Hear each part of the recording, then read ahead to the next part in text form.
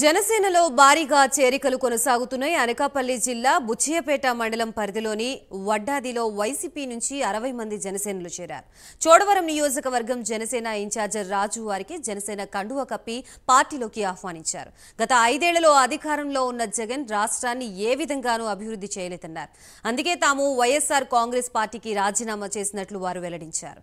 Janasena party ఆశయ సాధన కోసం పనిచేస్తుందని చోడవరం నియోజకవర్గం జనసేన ఇన్ఛార్జ్ రాజు అన్నారు. జనసేన టీడీపీ మిత్రపక్షంలో ఎవరు పోటీ చేసి గెలుస్తారని ధీమా వ్యక్తం చేశారు. అభివృద్ధి నిర్లక్ష్యం చేస్తే జనసేన పార్టీ మాత్రం ఖచ్చితంగా మీతో విభేదిస్తుంది.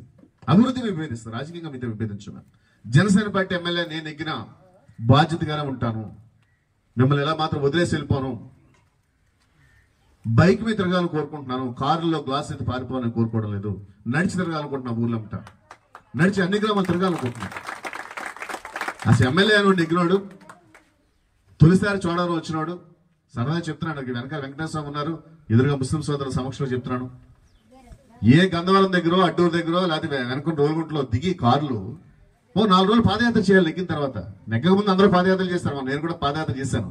అది ఓట్ల కోసం పాదయాత్ర అనుకుంటారు ప్రజలు. మన నమ్మరండి ప్రజలు కూడా.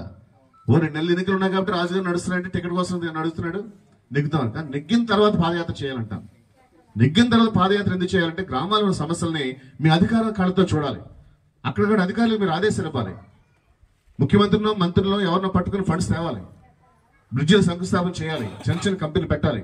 చదువుకున్న యువతను ప్రోత్సహించాలి. తమ్ముడు MBA చదువుకుని చెప్పినప్పుడు నాకు చాలా సంతోషం అనిపించింది. అంటే ఒక తండ్రిగా